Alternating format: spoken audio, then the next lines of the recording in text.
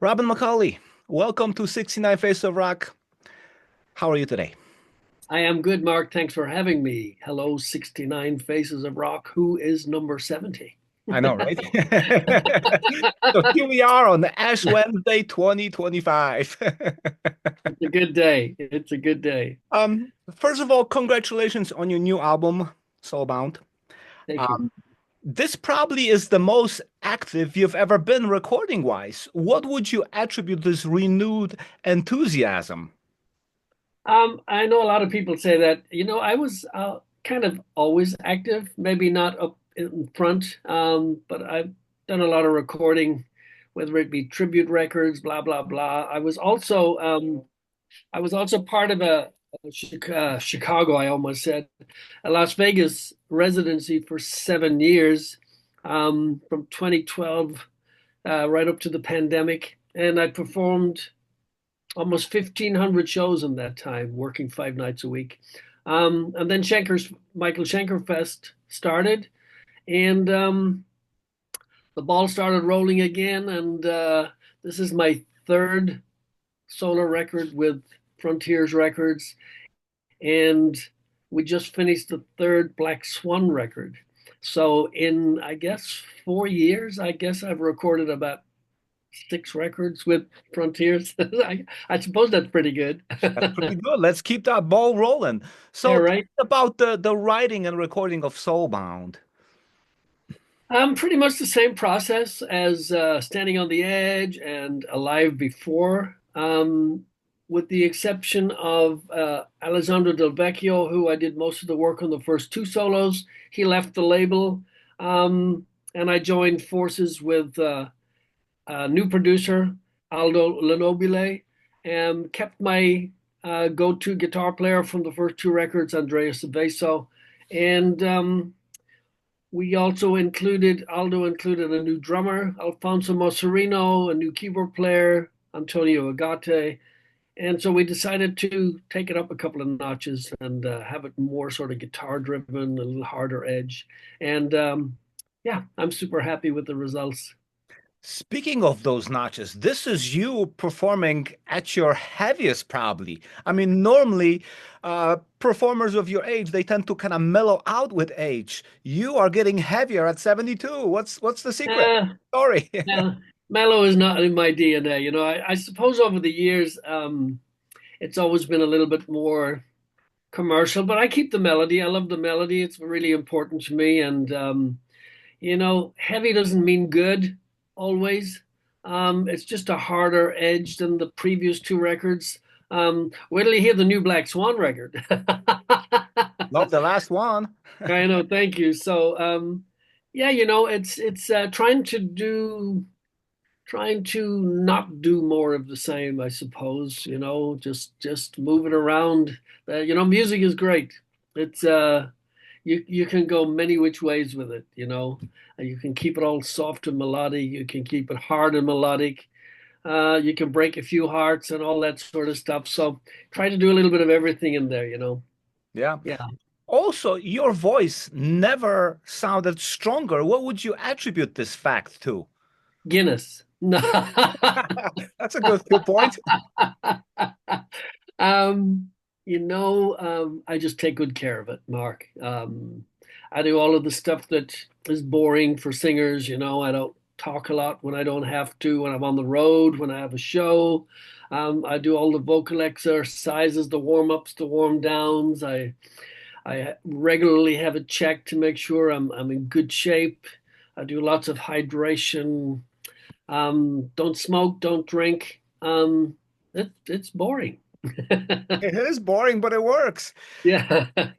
So tell me about these new songs. What are your favorites from the new album? Oh, um, oh my God. I like the whole record, the way it balanced itself out. I loved opening up with the track Till I Die. I liked the whole video. It just was a blast. Soulbound is probably the title track, is probably the only sort of keyboard oriented song on the record, and the rest of it is pretty sort of kick you in the nuts thing. Um, I don't know if I have a favorite. I kind of keep the balance, and maybe today, Till I Die or Best of Me or Bloody Bruised and Beautiful is my favorite track, and tomorrow I'll go, I feel a little tired. I'll just listen to something like Crazy that's on there, which is kind of a mellowy love song. Um, yeah, I write it, I get on with it, we mix it, we put it out, and I listen to it a few times, and then I put it to one side and I see what people like you are going to say about it. So, to me, it flows very nicely as a whole. If I Right. was to see you live and you chose to play the whole thing all the way through, I'll be happy with that. Thanks. And that's what I try to do, try to create that nice, I always look at a record similar to reading a book. It has to have, a beginning, a middle, and an end. And I kind Mhm. of I kind of try and structure it that way. Plus, the artwork is pretty cool to look at. So I use my same graphic designer, Nello Del Olmo, that did Standing on the Edge and Alive for me. So it has to be a whole package for me. It has to be something interesting. The vinyl, if you don't mind me showing you, the vinyl is beautiful. Has That does look nice. Oh, yeah.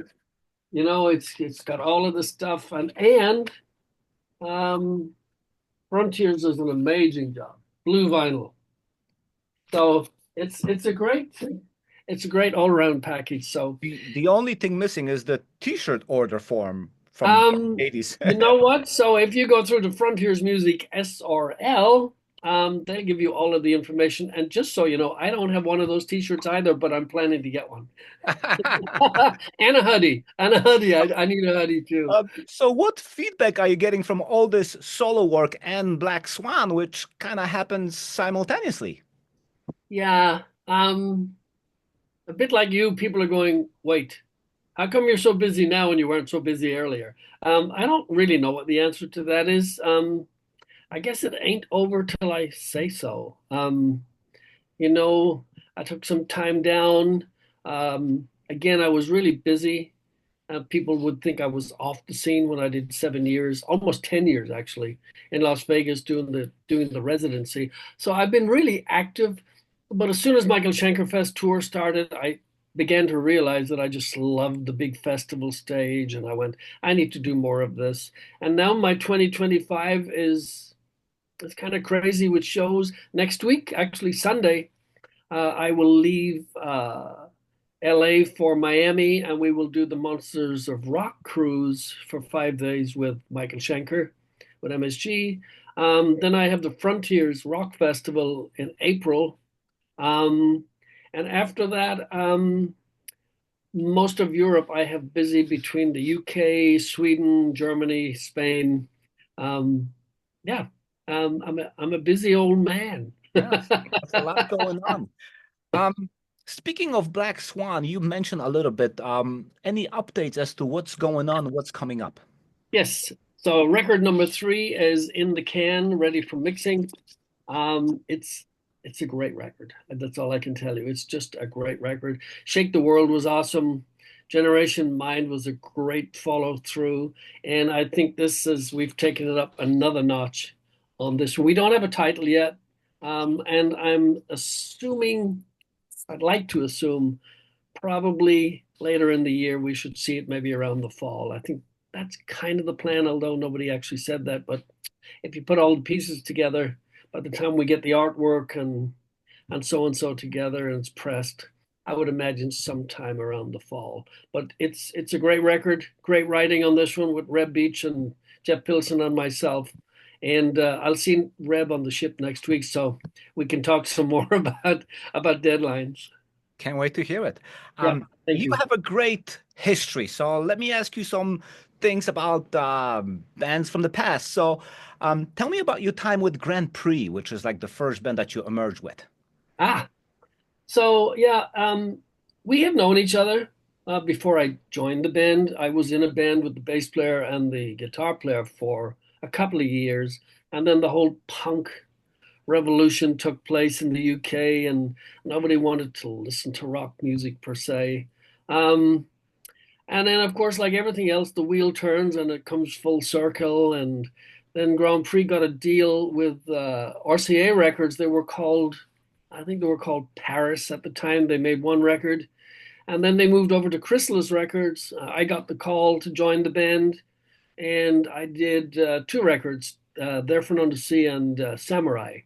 Um, and since you asked the question, I did a big festival in Manchester in the UK in October, and the promoter said, "I don't suppose we could get some Grand Prix songs in there, could we?" And I went, "Wow, dude, it's like it's been a minute." So I thought, okay, how will we do this? So I made a couple of calls, and before you know it, on the night I brought up the keyboard player and the guitar player after 40 years of never performing the songs. And the place went nuts. And it had a domino effect. Now I've got almost all of August back in the UK because people want to hear more Grand Prix. So it's it's a strange world, Mark. You think Is it's it over and then it comes all the way around again just to is it smack you across the fair head. enough to call it like a mini reunion? A kind of a mini reunion. It's not the whole band, the Grand Prix, because I have a band in the UK that does my solo shows. But we add the Grand Prix songs, and those guys come and join me, and it's an absolute blast. And of course, the keyboard player, Phil Lanson, is Right. Uriah Heep's keyboard player, and of course the singer is Bernie Shaw, whom I replaced in Grand Prix. So it's like All in the it's family. it's just it's great. We all know each other. We all love each other. It's just how music is a great coming together of people that you just love and admire and respect. And it's like I'm blessed. So amen to all of that. Yeah. Absolutely. When you look back, how important was Prix in your overall career? Oh, super. I mean, it was my first real band. It was my first real recording band. Um, First time I made a record was with Grand Prix. Hugely memorable, hugely important time for me. I learned an enormous amount about myself, about how to perform, and good music. And of course, I went on from Grand Prix um, to join MSG. A short time in between, I was with, Right. I'm going to ask you about that short time because your next step was GMT and yes, Par Corporation, right? So, right. what was the significance of those projects? Well, GMT came about, of course, when Filthy Phil Taylor left Motorhead, Brian Robertson left Motorhead, and then I get a call, hey, from Brian, do you want to write some songs, Robbie? And we spent a lot of time writing. They spent a lot of time drinking. Is normal. And we ended up in Frankfurt in Germany, and we cut a bunch of demos. It got released through Mausoleum label, a small label. And while that was going on, um, a producer by the name of Frank Farian, who's since passed away, he heard the tracks, liked my voice, invited me to his studio called Far Studios. And he said, I'd like you to sing this song, which turned out to be Stairway to Heaven. And I went, you can't do that. You can't cover a Zeppelin song. And he goes, no, it's okay. We have licensing to do this, blah, blah, blah. And I only want you to sing this much. And then another singer will sing the rest of it. And I'm going, that's kind of weird. And that other singer, of course, was the great Bobby Kimball from Toto. And that's when I first met Bobby. Bobby and I have been friends for all of these years. And that record went through the roof. We dropped it at number 8, I think, in the British top 10, which nobody thought it could possibly be a hit in the UK. Robert Plant was on the very first TV show that we did in Berlin. So that was like, oh my God, what's he going to say? And it was hugely successful. Rudolf Schenker from the Scorpions, Rudolf heard the track on the radio. You couldn't get it off the radio. I mean, it was every day, all day, on the hour. And Rudolph heard it. Michael happened to be auditioning singers at the time. And he said, oh, Michael, I think you should really track this guy down and see if he's interested to become an audition. And Michael goes, I know who it is because I approached him when he was with Grand Prix about 4 years ago, and he wasn't interested. So he's probably not interested now. And they tracked me down, and I was not interested second time. I know that sounds very pompous. It's not meant to be. I, Um, yeah. but I did. I auditioned, and I was the last of 17 singers. And I got the call, hey, Klaus and Rudolph and the management company all said that they think you should be the singer. I'd like you to be my partner. I'd like to change the name of the band to McAuley Schenker, and the rest you know. Now, by the time you joined MSG, it already had an established sound and reputation. That's it. So what would you say you contributed to the big picture there? Well, let me just answer that by saying Chicago has always been an absolute massive home for MSG. Right from the UFO period, with Strangers in the Night recorded there. Michael, segue again. Michael will take his 50 years of UFO on the road touring this year to promote his 50 years of UFO record with various singers. So Chicago was always just a great place to perform, and it still is for MSG. So Chicago is very dear to the MSG camp. Um, when I was invited to join, the idea of the record company and the idea of the management company was, how do we get Michael Schenker slash MSG, now McAuley Schenker, how do we get this sound on daytime radio in the United States? We need the songs, we need to do something, blah, blah, blah.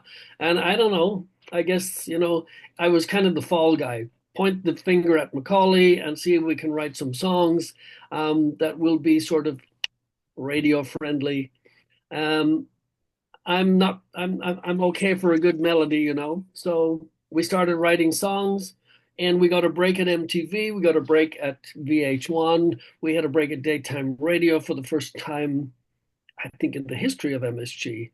Um, and that's basically what we did. We were a little peeved because um, we didn't want to be perceived as like writing by numbers. I mean, we wanted to write good songs. We didn't want to go, okay, let's write a hit. I don't know how to write a hit. Michael would admit to the same. I write what I feel at the time, and if people think it's a hit, they'll make the decision. We don't. There are hit machines out there. We weren't the Bon Jovis or the White Snakes, who all brought in additional writers into their circle anyway. So we took off. We tried to do what we could do. We had a bunch of singles at radio. We had some of them made it into the charts, and suddenly we are a thing. I always tell people, if anything, Mark, I think we may have been a day late and a penny short, because the White Snakes had already made it, the Def Leppard, the Bon Jovis, et cetera, et cetera, et cetera. So we came in kind of a little bit late on the back end, while people still remember our songs and all of that sort of stuff. So um, I'm glad that's done, because there was so much pressure to write the song. And of course, what was super important that we mustn't forget, if you didn't have the song at radio, chances were nobody really heard about you. And to get on the tours at the time, it was important to have your MTV and your VH1 and all of that stuff, so people could start relating. Oh, yes, this band and this band. So, yeah, I hope that answers your question. It does, but at the same time, it makes me think back to that time. Like in late 80s, things have gotten like a little bit weird because you were either Poison or you were Metallica, two completely opposing sides. And you were Yes, somewhere in the middle, and right. because you had a lot of classic rock influences, and for some reason those bands were not looked upon as highly back then as the two I mentioned. So it was probably Yes. difficult to kind No, of no, break out of that. that's an excellent point. And let's not forget, one of, and still is, one of the greatest rock guitar players on the planet. And In fact, I can remember so many different shows. In fact, I think on the Resurrection album from Michael Schenkerfest, uh, Kirk Hammett plays on the record because the Metallica guys are huge Schenker fans. Who And isn't? yes, and they came out to shows so many times. I remember one show in San Francisco. James Hetfield is up in the balcony with his UFO shirt, and he's like playing air guitar because there were huge Anchor fans, huge MSG fans, and again, as I say, come full circle to the Resurrection album on the Michael Schenker Fest a couple of years ago. Kirk plays. He plays on one of the songs that I sing on. Um, so it's crazy. Yes, you're absolutely right. You take your poisons and your Metallicas, and then you take your MSG down the middle, and you're going, where do I put them? What do I All do right. with them? You know? And speaking of Michael Schenker fans, even my dad was a Michael Schenker fan. Yeah. I kid you not. Yeah. That's why I'm here. Yes. And next on Sunday, as I tell you, I will leave for Miami this weekend, and I will head for the Monsters of Rock cruise with the very same Michael Schenker. It'll be the first MSG show of 2025, and we will do the Monsters of Rock cruise. And I'm really looking forward to it. He's on fire. He's how can you say he plays better than he ever did? But he just is. He's been It's playing like, beautifully for the last oh, 10, 15 years. and I guarantee you, if you're on the ship or anywhere else that MSG plays, you will see those musicians who have huge respect for him, just locking in to check out the band and see what the hell's going on and go, it's yeah, it's we have a pocket that's very specifically MSG's pocket. It may be cultish, it may be this, that, and the other, but Mhm. we have a certain sort of element within that huge box of music that people still flock to see and go, "Wow, can they still do it?" And I always say, well, it's a little bit conceited, but jump up on YouTube and you can see as many live shows as we've done, and it's dare I say it, it sounds pretty good. It does. Yeah. How would you describe your dynamic with Michael Schenker? Oh, I mean, we've worked together now since 1988, and we're still working. And we have a blast out there. Sometimes we will just look at each other on stage and you don't have to say anything. It's just that look that goes, here we go. My God, we've come a long way and we're still here. Mhm. And I think that's the best way I can answer it. The fact that we still work together, we still make a heap of noise together, and we're still recording together. There is a new record, a new MSG album coming out. I have a couple of tracks on there. Eric Grunwald is on there. Michael Voss is on there as producer. So we're still making music in 2025, although we did record it last year, but you know what I mean. Yeah. Um, so yeah, the dynamic is just that. It's a dynamo, and when you have a dynamo on the old bicycle, you need to pedal. The faster you go, the brighter the light. Yep. Yep. Now you mentioned Michael Schenker Fest, and that was a great event where all phases of his career were celebrated. What was the experience like for you?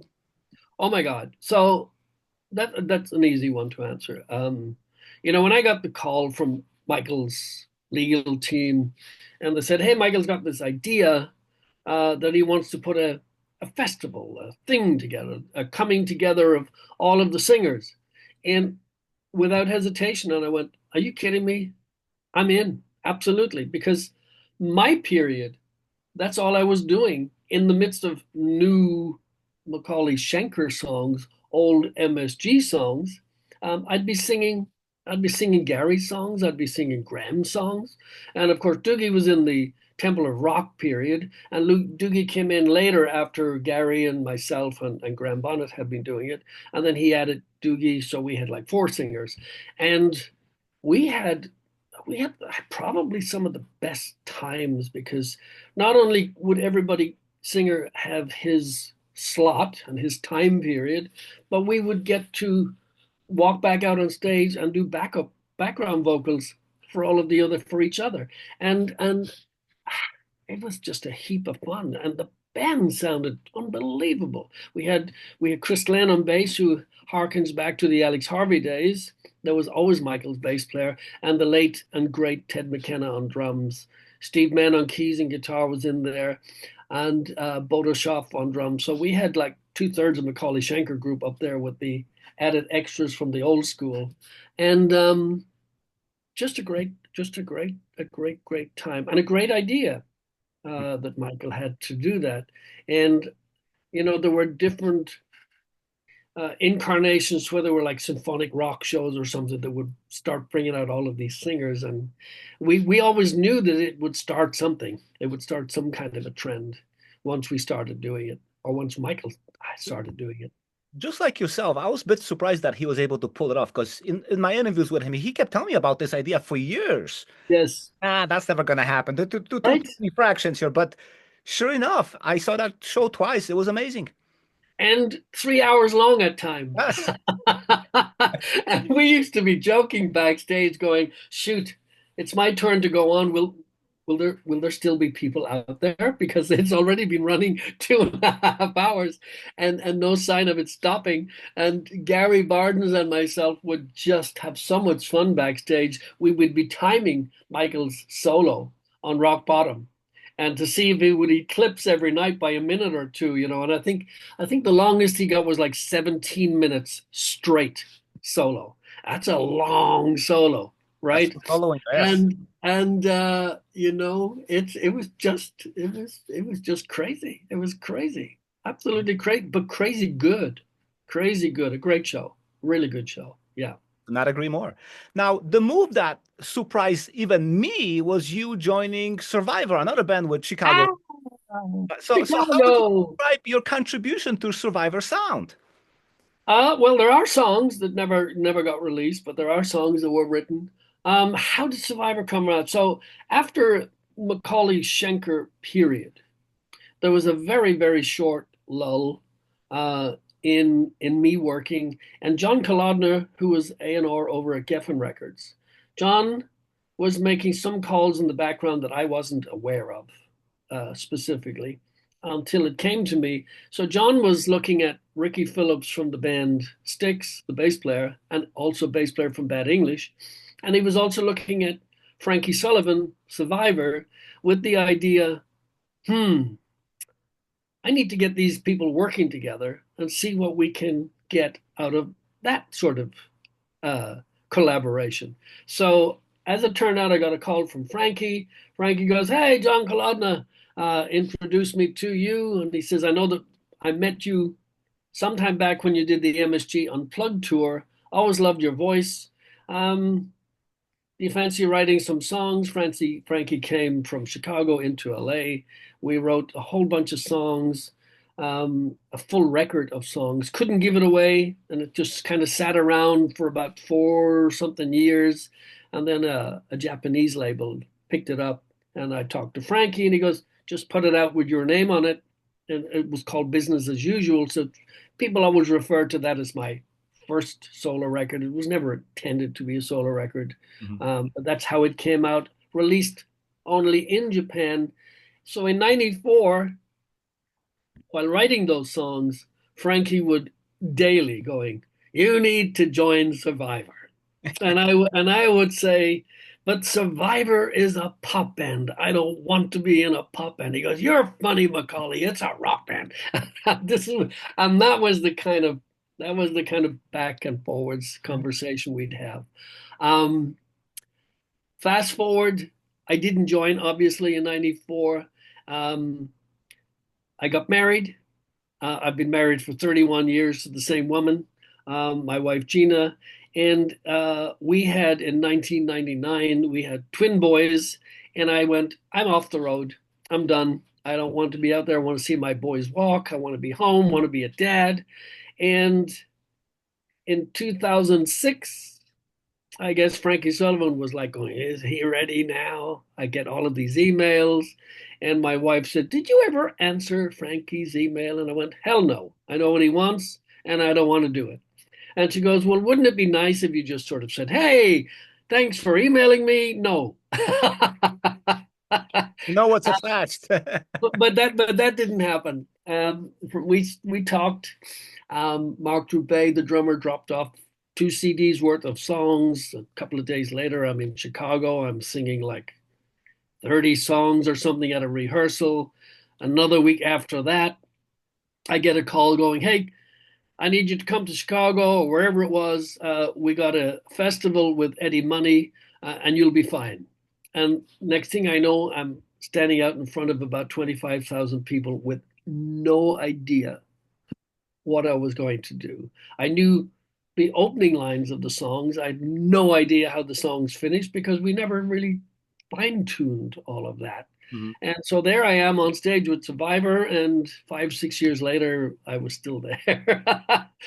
Now, are you a bit disappointed that Survivor never got to officially put out a record with you on it?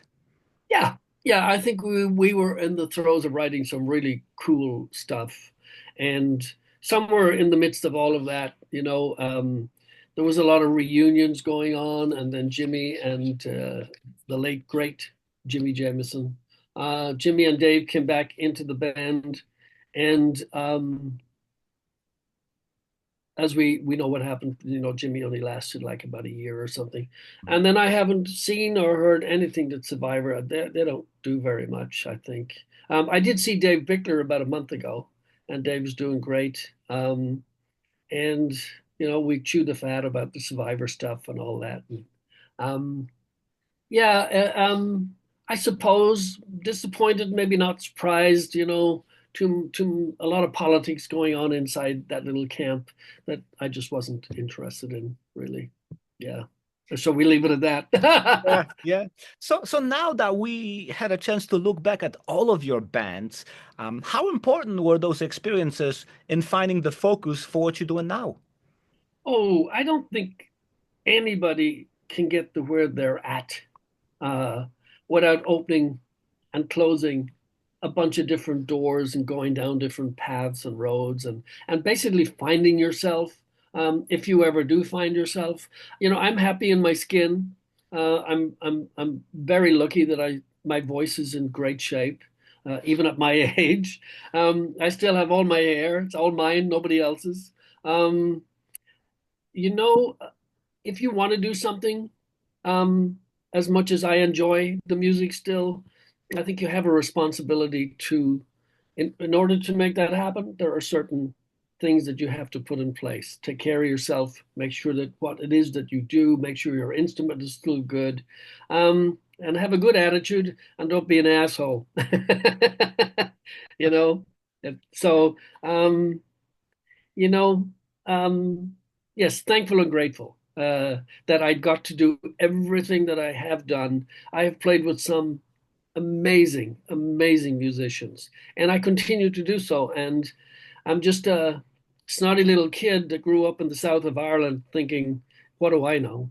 And suddenly I've worked with most of the greatest guitar players in the rock world and beyond, and drummers and keyboard players and bass players, and I'm going, did that really just happen to me? So I am extremely blessed and extremely grateful that I have managed to being a part of so much of that. Yeah.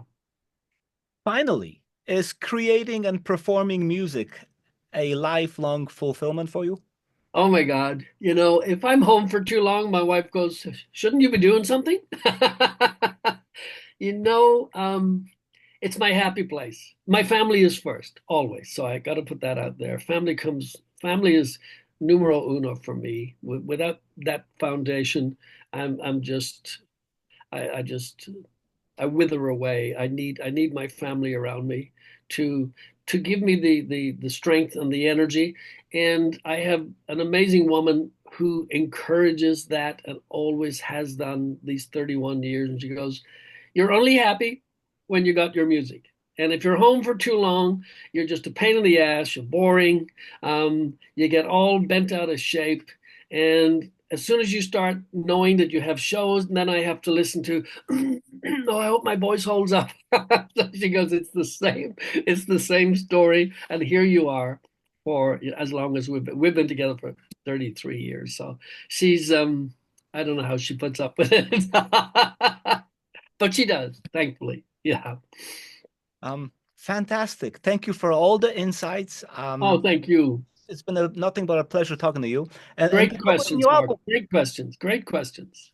Thank you. Yes, the new record came out on February 28th, last Friday. Mhm. Um, Frontiers Music SRL will give you all of the information that you need about go on YouTube, you can go on Spotify, it's all up there. Give it a like, share it, step and repeat, and play it loud. Thank you. Awesome. Thank you